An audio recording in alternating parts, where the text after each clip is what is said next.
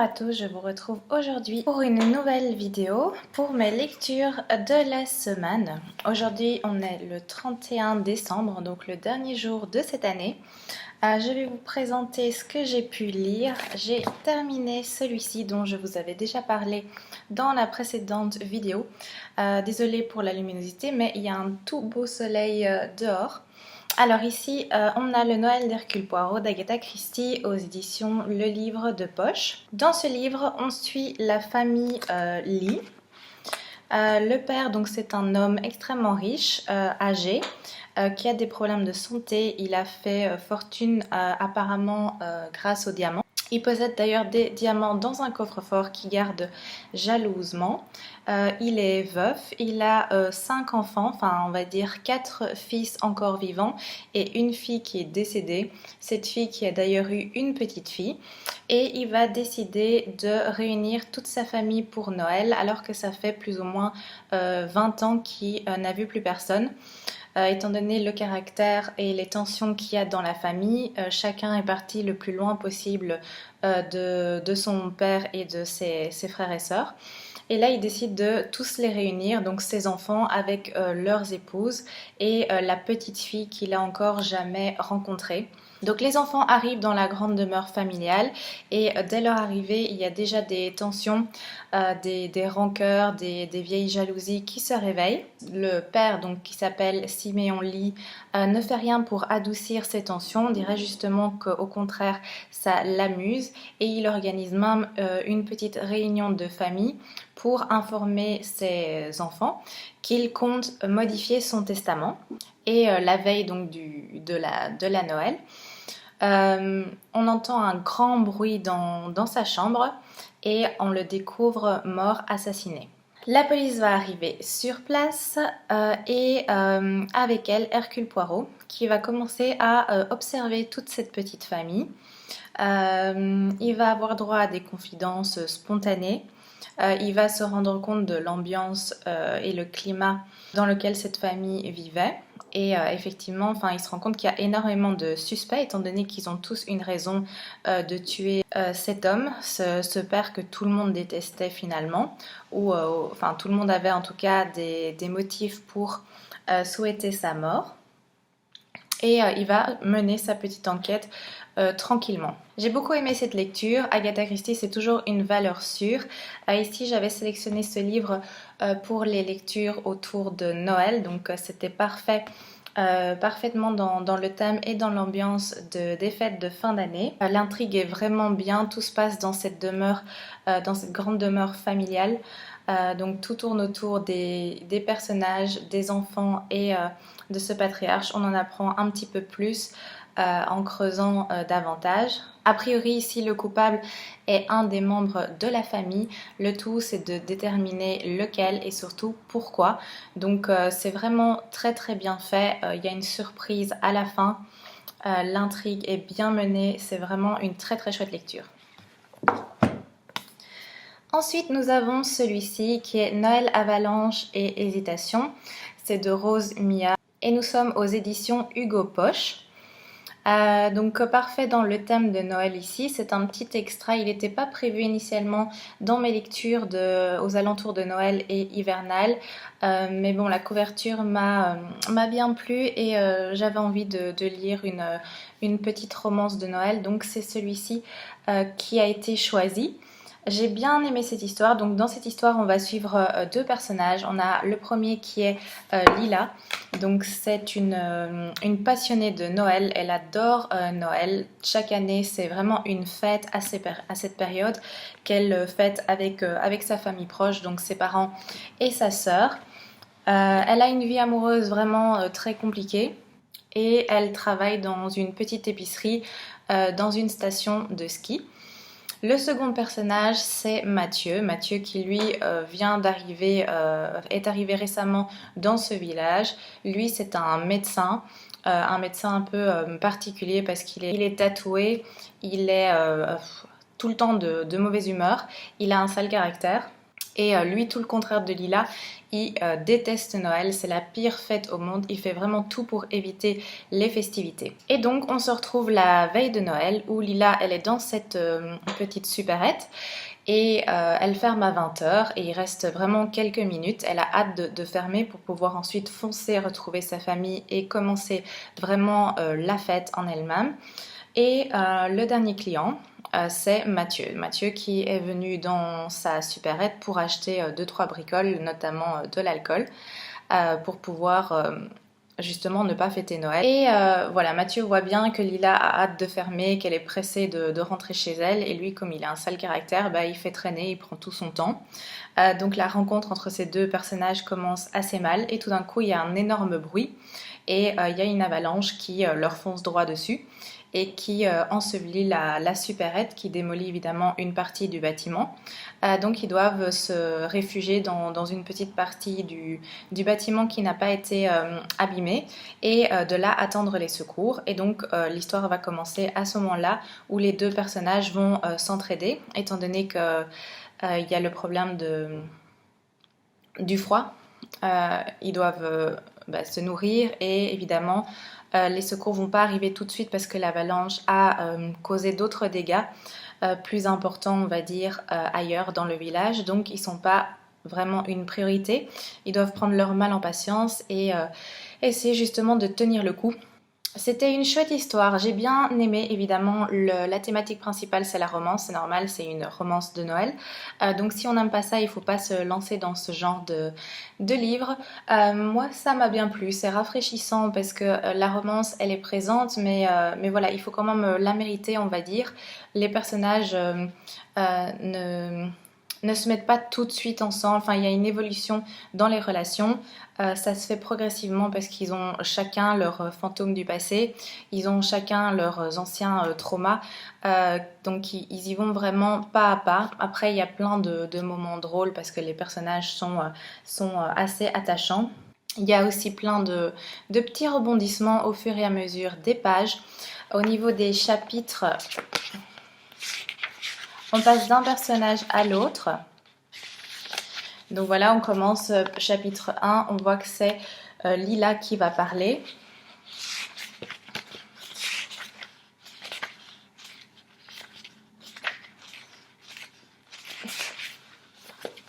Et ainsi de suite. Après, voilà, chapitre 3, c'est Mathieu qui parle. Et donc, on a une succession comme ça de chaque personnage l'un à la suite de l'autre qui s'expriment. C'est assez intéressant. Les personnages de Lila et Mathieu sont bien travaillés, ils ont une certaine profondeur, donc ça j'ai bien apprécié dans l'histoire. Et je trouve que c'est très agréable de l'avoir lu justement aux alentours de Noël. J'ai lu vraiment durant cette période, je sais plus s'il était un peu avant ou un peu après. Mais c'est agréable de déjà d'être plongé dans cette ambiance à ce moment-là de l'année. Vient ensuite celui-ci, Rendez-vous avec le crime. Donc c'est une histoire des détectives du Yorkshire. C'est de Julia Chapman. Ici on est aux éditions La Bête Noire de Robert Laffont. Nous sommes dans un petit village du Yorkshire et on va avoir Samson O'Brien qui va arriver et fait son grand retour dans cette ville. C'est la ville de son enfance mais il l'a quittée il y a une dizaine d'années assez brutalement du jour au lendemain. Et là il revient un peu comme une fleur pour y ouvrir son agence de détective, donc une agence de détective privée. L'accueil qu'il reçoit sur place est vraiment très très froid, même agressif. Les habitants sont vraiment pas ravis de le revoir. On comprend qu'il y a eu pas mal d'histoires lors de son départ que les gens n'ont toujours pas digéré. Et on a aussi un autre personnage qui est Delilah, qui elle a toujours vécu ici et elle a des problèmes avec son affaire parce qu'elle tient une agence d'un site de rencontre qu'elle essaye de faire décoller ou en tout cas de faire simplement fonctionner, de pouvoir en vivre, mais elle a beaucoup de difficultés, notamment à cause de la gestion désastreuse qu'a eu son ex-mari de leur affaire commune. Et depuis, bah, elle essaye d'un peu remonter la pente toute seule. Elle a pas mal de difficultés par rapport à ça. Et à cause de ça, elle se voit contrainte justement de louer une partie de ses locaux à Samson pour qu'il puisse y ouvrir son agence de détective. Et donc c'est un énorme, enfin c'est un grand bâtiment. Et on voit ici la photo. Samson va donc utiliser les locaux qui sont au rez-de-chaussée. Et elle a les locaux qui seront au premier étage. Donc on est dans une histoire où voilà, il y a Samson qui rencontre des difficultés, qui essaye de se faire une place dans le village de son enfance, qui n'est pas bien accueilli. Et en même temps, on a des décès assez suspects qui arrivent dans le village. Donc notamment, on a eu une personne qui est censée s'être suicidée. On a à la suite une autre personne qui va avoir un accident de quad. Bref, il y a des petits accidents comme ça qui se passent. Et une des parentes d'un des décédés va demander à Samson de s'occuper de cette affaire et d'enquêter parce qu'elle ne pense absolument pas, dans ce cas-ci, que son fils s'est suicidé. Et Samson va commencer son enquête. Et il va se rendre compte effectivement qu'il y a des choses étranges. Et Delilah va elle aussi voir un point commun entre les différents décès, les différents accidents. C'est que toutes les personnes qui sont décédées, donc il y en a 3, les 3 personnes en fait ont un lien commun et ce lien commun c'est son agence de rencontre. Elle a organisé des speed dating. Et les personnes qui sont maintenant décédées ont chacune participé à ces speed dating. J'ai vraiment beaucoup aimé le premier tome de cette série. Il y en a déjà plusieurs sorties. Je pense qu'on attend le 8e actuellement. Donc j'ai un peu de lecture à rattraper, on va dire, mais bon, ça ne fait rien. Je trouve que l'intrigue ici dans ce premier tome, elle était vraiment parfaite. Le suspense est présent vraiment du début à la fin.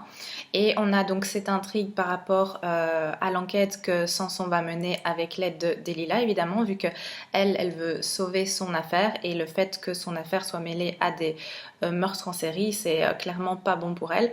Donc elle va tout faire justement pour essayer d'enrayer cette succession de meurtres. Et à côté de ça, on a aussi des informations qui nous arrivent concernant justement Samson et Delilah. On a des informations concernant leur passé, concernant leurs relations passées, concernant leur groupe d'amis, leur groupe familial.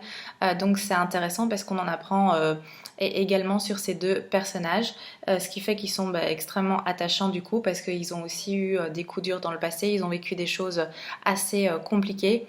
Et voilà, ils essayent tous les 2 de remettre de l'ordre dans leur vie. Ça permet aussi de comprendre toute la tension et l'hostilité que Samson subit de la part du village en lui-même. On comprend mieux pourquoi les gens sont aussi agressifs avec lui.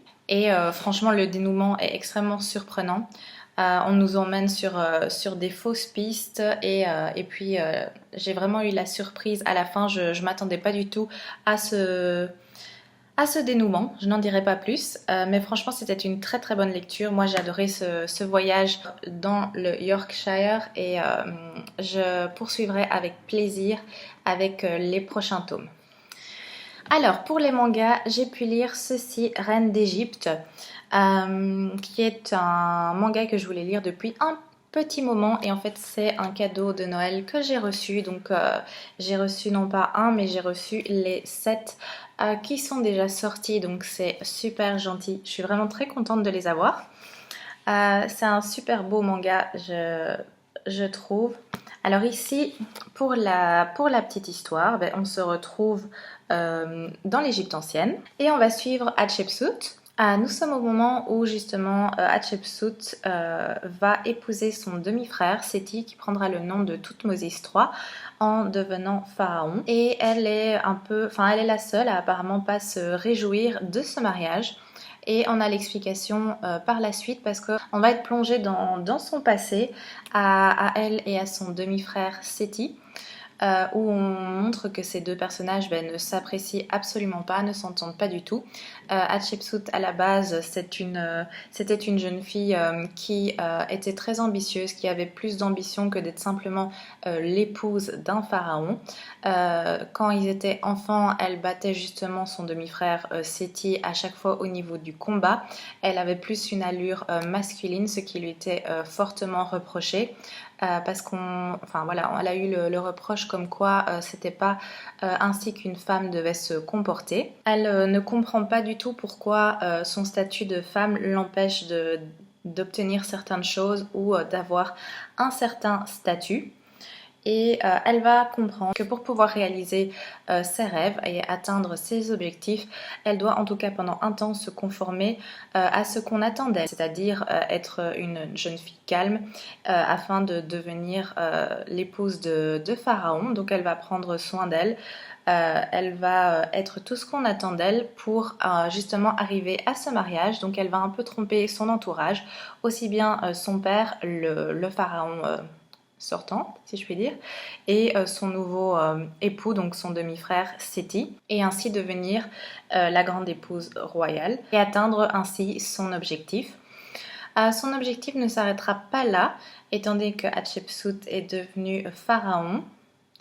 Je poursuivrai avec la suite. Je suppose qu'on va en arriver là à la fin et qu'on va voir toute l'évolution justement de sa vie pour atteindre ce but ultime. J'ai adoré, les dessins sont vraiment splendides aussi. Hop, voici quelques planches.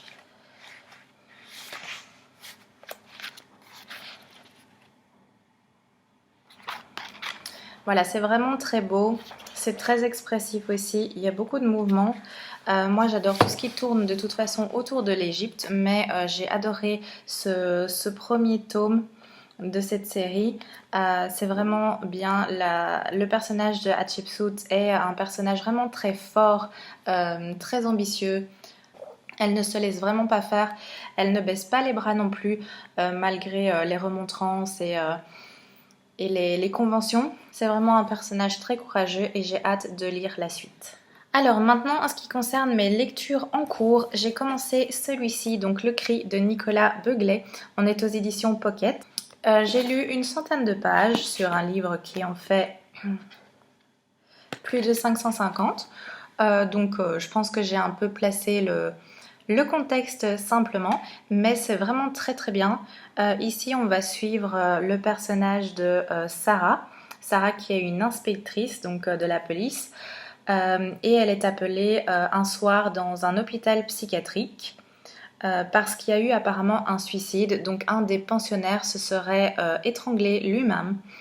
Elle se rend sur place et là elle se rend compte qu'il y a des incohérences déjà dans le discours du gardien qui a signalé l'accident, le suicide, et avec les infirmiers qui étaient de garde sur place, également avec le directeur qui n'était pas présent mais bon qui est arrivé en cours de route. Elle sent bien qu'il y a un truc pas clair à ce niveau-là. Elle va se rendre compte que le patient décédé a été retrouvé dans un bâtiment, donc l'aile A, ce qui correspond aux malades qui ne sont pas dangereux, alors que initialement il faisait partie de l'aile C. Donc l'aile C, ce sont justement les patients les plus dangereux. Donc pourquoi a-t-il été déplacé? Pourquoi est-ce qu'on a changé ce patient catégorisé dangereux dans une aile beaucoup moins dangereuse et sécurisée? Elle constate aussi que ce patient est un inconnu. Personne ne sait qui il est ni comment il s'appelle. D'ailleurs, même dans cet hôpital, on l'appelle le patient 488 et on l'a surnommé ainsi parce qu'il a des chiffres, ces chiffres-là cicatrisés sur son front. Donc de nouveau une énigme par rapport à ça, c'est assez étrange. Et quand elle se rend dans la bonne cellule, donc la cellule dans l'aile C de ce patient, elle se rend compte qu'il y a des graffitis sur toutes les surfaces, donc le mur, enfin du sol au plafond, il y a des inscriptions, des graffitis que personne apparemment ne comprend et ne connaît la logique.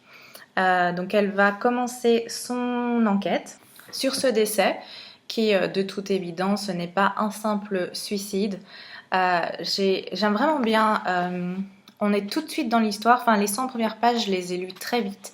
On a beaucoup d'informations, l'histoire va démarrer vraiment au quart de tour parce qu'on se retrouve directement dans cette ambiance un peu malaisante d'hôpital psychiatrique avec ce décès qui est vraiment très très particulier où on constate qu'il y a des choses qui nous sont cachées. Des choses qui nous sont cachées mais on ne comprend pas pourquoi.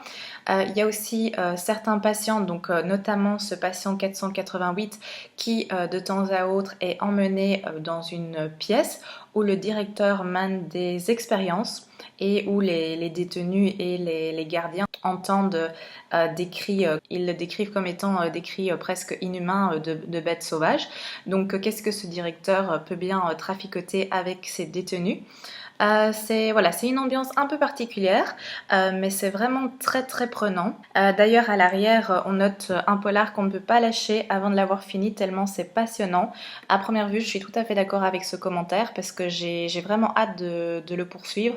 J'ai vraiment hâte de connaître en fait toute l'intrigue et toute la vérité par rapport à cette histoire. J'ai également commencé celui-ci, donc Trilogie d'une nuit d'hiver, c'est de Catherine Arden. Ici moi ce livre je l'ai lu grâce à Belgique Loisirs. C'est indiqué édition de Noël pour la traduction française. Alors, on a une intégrale, hein, donc il y a 3 histoires.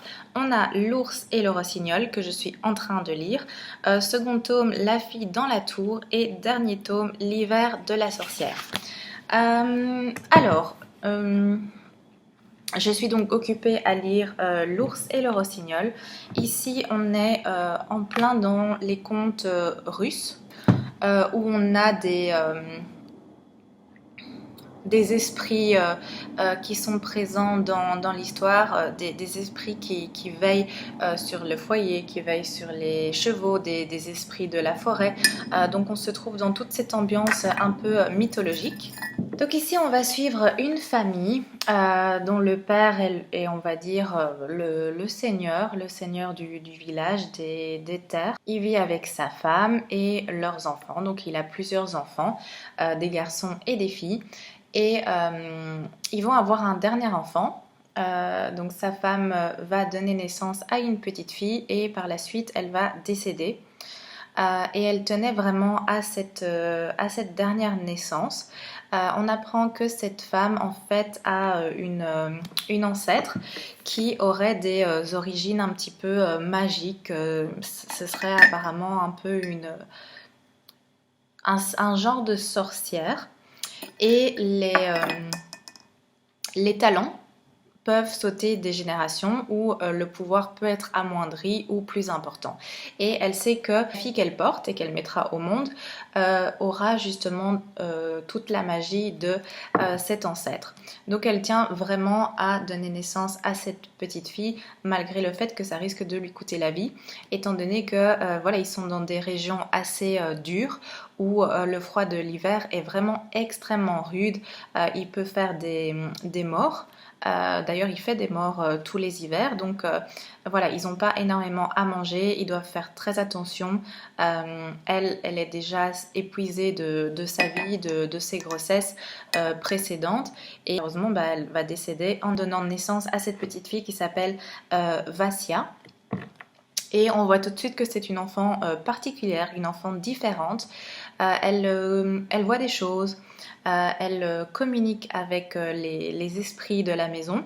Donc c'est des croyances païennes, hein. Donc on va laisser justement pour apaiser les esprits du sel dans la maison, un peu de miettes de pain pour nourrir les esprits, attirer la bienveillance des esprits justement sur cette maison. Le truc c'est que le père va se remarier, donc il va faire un nouveau mariage organisé parce qu'apparemment il a des liens avec la famille royale qui se trouve à Moscou et on va lui imposer une épouse pour un peu se débarrasser d'elle parce que c'est une jeune fille, on l'appelle la folle, on pense qu'elle est folle parce qu'elle aussi elle voit des choses qui apparemment ne sont pas là. Elle croit qu'elle est folle et tout son entourage également.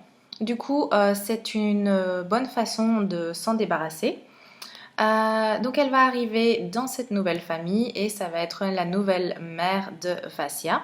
Ça ne va pas bien se passer et cette nouvelle femme va avoir comme objectif d'éradiquer donc de son nouveau foyer toutes les superstitions ancestrales, tous les esprits ancestraux pour justement pouvoir elle aller mieux. Elle pense que c'est ça qui pourra l'aider à vivre mieux sa vie et elle va même être aidée dans cet objectif par un prêtre qui est envoyé de Moscou, un prêtre dont on essaie à la capitale de se débarrasser parce qu'on constate qu'il amène de plus en plus de fidèles, donc il pourrait faire ombrage à la famille royale et pour un peu l'exiler dans un trou perdu pour éviter qu'il acquiert de plus en plus de puissance, on l'envoie dans ce village où il va être amené à constater évidemment que Vassia est une petite fille à part. Qui l'intrigue et il va constater voilà, qu'il se trouve dans des terres païennes où on a une dévotion par rapport aux dieux anciens, aux esprits des forêts, de la nature. C'est pas de son goût parce que pour lui il y a un seul dieu et pour sauver les âmes de ces ouailles, justement il faut éradiquer toutes ces anciennes croyances. Et le point qui est le plus difficile, ça va être Vassia, qui n'est pas du tout de cet avis. Et donc voilà, j'en suis là. Je trouve que l'histoire elle est intéressante. Par contre, j'ai un peu du mal parce que parfois je trouve que c'est un peu fouillis, c'est un peu flou. Il y a beaucoup d'informations. Et parfois je m'y perds un peu. Enfin, il faut vraiment être attentif dans cette lecture. Il y a pas mal de personnages aussi. C'est peut-être à cause de ça parce qu'au niveau des personnages, on donne souvent leur prénom et leur nom. Donc voilà, comme c'est des noms évidemment russes. Parfois j'ai un peu de mal, ou alors ils ont des surnoms russes également, ce qui fait que ça complexifie un petit peu la lecture. Mais bon, dans l'ensemble, voilà, j'apprécie assez bien ces contes russes. C'est sympa de se retrouver avec ces esprits païens. Il y a la lutte pour le dieu unique. Il y a un petit peu des intrigues de pouvoir. Et voilà, je suis curieuse de savoir ce qui va arriver à cette petite fille qui va sans doute avoir un grand destin. Donc je poursuivrai ma lecture. Après, j'en aurai pour un moment parce que avec les 3 livres combinés, on est quand même sur un roman qui fait 1220 pages. Et là, j'ai lu 171 pages. Donc, il y a de quoi faire. J'espère que ce sera vraiment chouette. Je vais le continuer. Je vous dirai quoi dans une prochaine vidéo. Dernière chose, pour Noël, j'ai eu la grande joie de recevoir plein de livres. Je vais vite vous les présenter. Alors, j'ai pu recevoir celui-ci, donc qui est Les Animaux Fantastiques, le texte du film de J.K. Rowling. Ici, on est aux éditions Gallimard Jeunesse. On a ici le texte du film. Donc, ça se présente comme ceci. On a des dialogues et pas une histoire suivie. Je suis super contente parce que j'avais déjà acheté le second tome, donc la suite de celui-ci, et j'attendais avec impatience le premier évidemment pour les lire dans l'ordre. Je trouve qu'en plus la couverture elle est magnifique, elle est toute douce, c'est une texture qui glisse sous les doigts, c'est vraiment agréable. Et ici il y a le travail éditorial qui est vraiment fantastique, splendide. Donc je suis vraiment très contente. J'ai également reçu celui-ci, cette merveille, donc qui est le tome 2 de Harry Potter et la Chambre des Secrets, qui est toujours aux éditions Gallimard. Je l'attendais avec impatience parce que je m'étais acheté précédemment le premier tome que je trouvais vraiment trop beau. Et j'ai eu la chance d'avoir celui-ci qui est fantastique. On a des pages comme ceci où on a des effets, hop, comme ça, avec des belles illustrations également. Et plein de petites surprises tout du long. C'est vraiment magnifique, il est vraiment trop beau.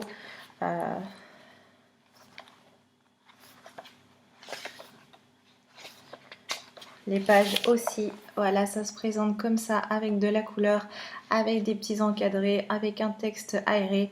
C'est une merveille. Dans le même genre, j'ai eu la chance de recevoir ces deux-ci. Donc Peter Pan et le magicien d'Oz. C'est également illustré et animé par Mina Lima. Ici on est aux éditions Flammarion et c'est le même principe, donc c'est des superbes livres avec de nouveau des petites choses comme ça à découvrir tout au long des pages. De nouveau des pages qui sont extrêmement bien colorées. Avec par exemple comme ici des choses à déplier. Hop. C'est vraiment splendide, les deux livres sont magnifiques. C'est pas tout, j'ai également eu la suite de la collection que j'avais commencé. Donc j'avais reçu celui-ci que d'ailleurs je suis en train de relire. Je suis pas hyper loin, je suis à la page 19. Mais bon, on a des splendides illustrations également comme ceci. Et j'ai pu recevoir également le second tome, le troisième et le quatrième. Donc c'était vraiment, j'ai été extrêmement gâtée. Les livres sont magnifiques. Regardez-moi ça. Donc je vais lire tout ça avec grand plaisir. Voici pour les livres que j'ai reçus. J'ai également eu la joie de recevoir des pop. J'ai reçu celle-ci, donc on a Ron. J'avais déjà Harry Potter, j'avais Edwige et maintenant j'ai pu recevoir Ron. J'ai également eu celui-ci, donc qui est le Patronus de Harry. Et dans une autre gamme plus Disney, j'ai reçu ici Blanche-Neige, Mickey de Fantasia,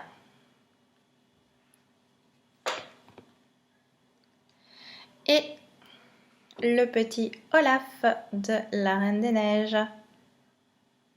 C'est tout pour cette vidéo, je vous remercie de l'avoir regardée, je vous souhaite de très belles fêtes et je vous dis à bientôt pour une prochaine vidéo.